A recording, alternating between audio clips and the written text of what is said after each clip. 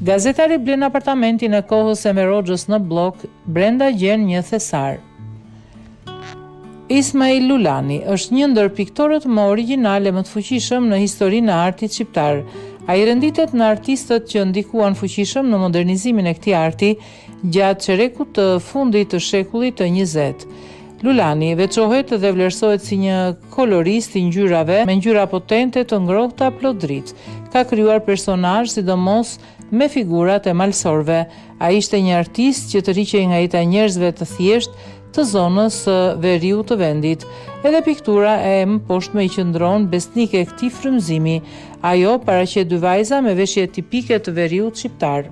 Piktura u zbulua rastësisht nga një gazetar shqiptar pas blerjes së një apartamenti të vjetër në zonën e bllokut në Tiranë, ku dikur kishte banuar një oficer i grupit të shoqërimit të Enver Hoxhës.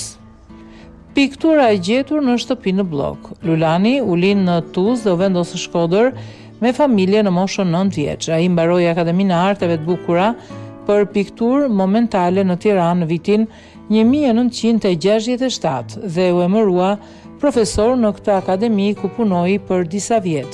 Më pas me dëshirën e tij la Tiranë dhe vendos në qytetin e Shkodrës, ku punoi si profesor në liceun artistik të këtij qyteti, derisa doli si piktor në Krijimtari të Lirë. Ishte antar i lidhjes së shkrimtarëve dhe artistëve të Shqipërisë.